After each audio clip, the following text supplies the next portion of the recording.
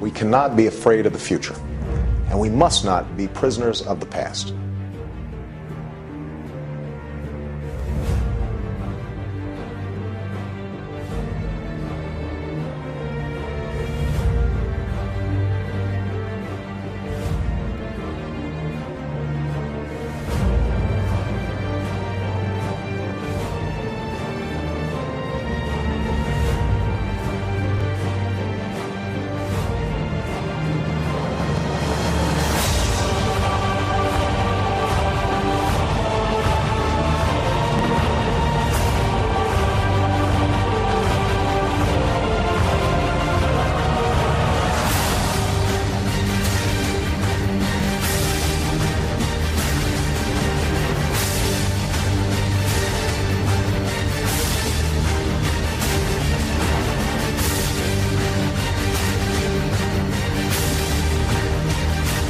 And are you shirking responsibility for the design of the bailout or its role? No, absolutely. In the actions that the Congress made possible, too late, but made possible last fall, were absolutely necessary to breaking the back of this financial panic.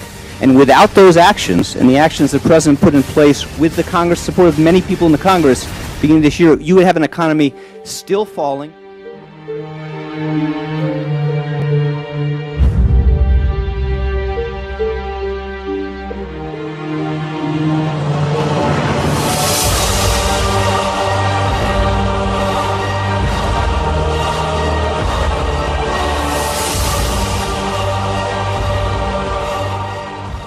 I think we see entities that are fundamentally sound financially, and even if there were a problem, the federal government doesn't bail them out.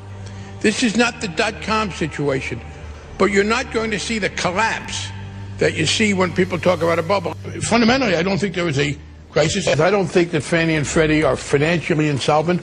I don't think they need large bailouts. Look, we had a degree of meltdown in the housing field that nobody or very few people foresaw. Do you think, in the end, we're going to still need a Fannie and Freddie? Oh, absolutely not. I think they should be abolished.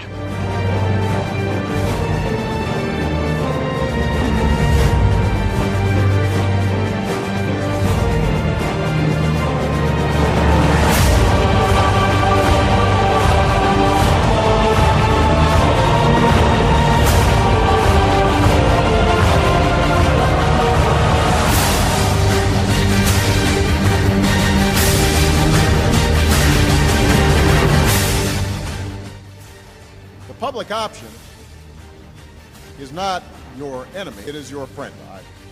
But we have to pass the bill so that you can find out what is in it.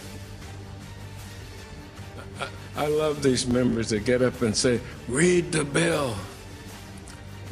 What good is reading the bill if it's 1,000 pages and you don't have 2 days and 2 lawyers to find out what it means after you read the bill?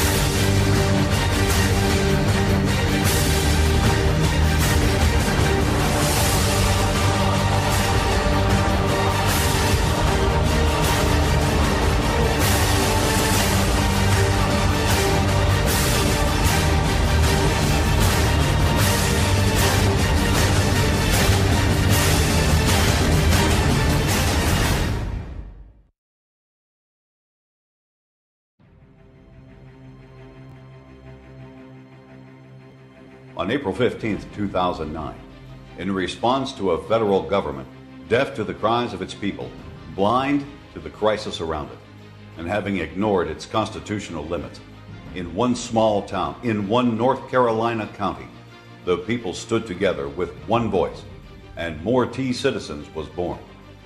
The silent majority was silent no more.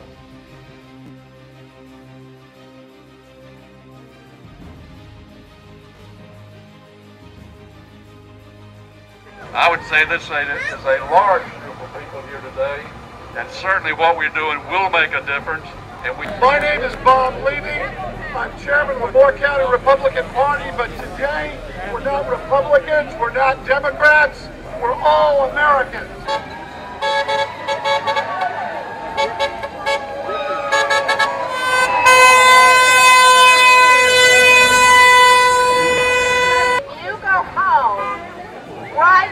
your friends and your family and tell them on... So I've been a little amused over the last couple of days where people have been having these rallies about taxes. You would think they would be saying thank you. That's what you'd think.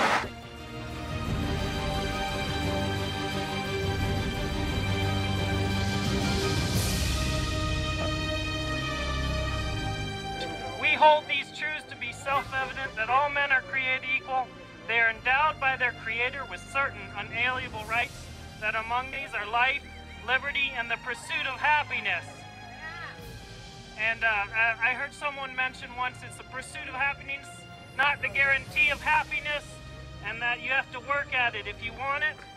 That to secure these rights, governments are instituted among men and derive their just powers from the consent of the governed, that whenever these forms of government become destructive to these ends, it is the right of the people to alter or abolish it and to institute a new government, laying its foundations on such principles and organizing its powers in such forms as to them shall seem most likely to affect their safety and happiness.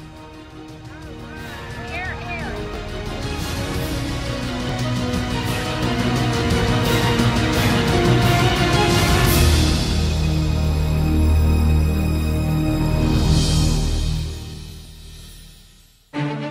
Deeply troubled by Washington apathy, founding members Dee Park, Linda Jarrett, and Gina Brown formed Moore T. Citizens.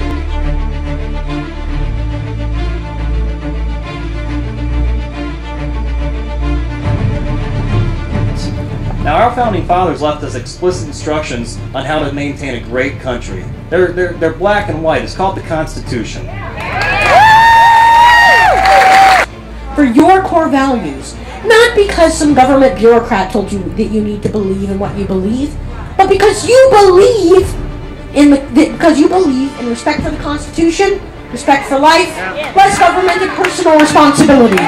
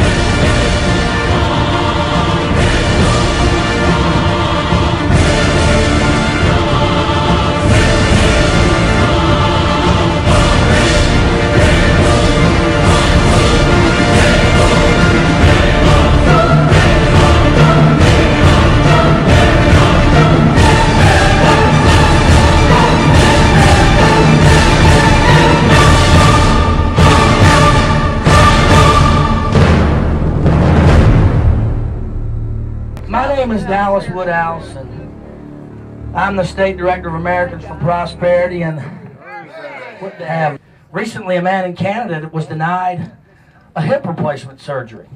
Okay, the Canadian government said, "Look, man, you're too old to justify the expense. You just need to wear a brace for the rest of your life." Folks, he was 57 years old. Now, I know there's probably a couple people reaching beyond 57 right here.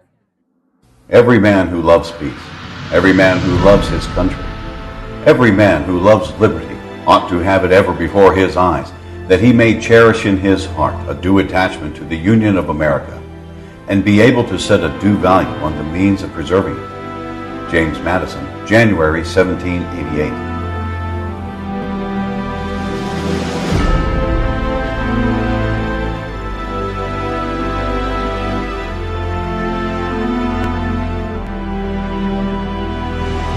I'm looking for an R word. Revolution. What are we about? We're about revolution. Listen, I've never been a political person, but unless we fight what's going on in our local, state, and national government, I am here to tell you that the American dream will be no more. And it was kind of interesting to hear the president in Ohio stated that he was fighting for you. And I don't know about you, but you see, all of our leaders have missed it. They should be not fighting against you, they should be fighting with you to change the policies. I am the Tea Party leader. I am the Tea Party leader. Quick. Get in your quick. The little dog kind of, his heart's just quivering.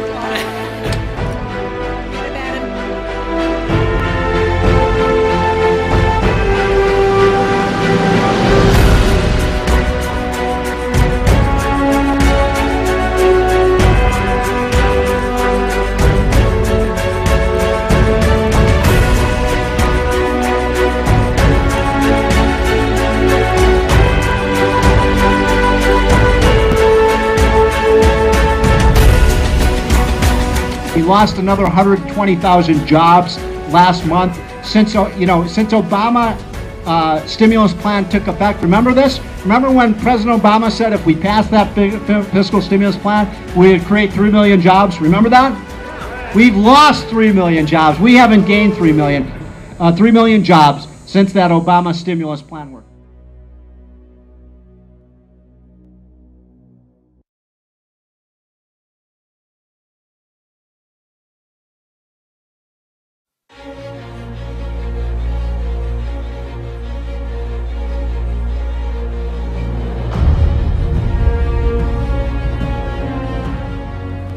Our founding fathers established this republic with their blood and fortunes on their sacred honor. We have no less a debt to their memory, and to our children no greater obligation. It is not enough to simply join Moore T citizens. We must be participants in the retaking of our country. Be involved or be enslaved.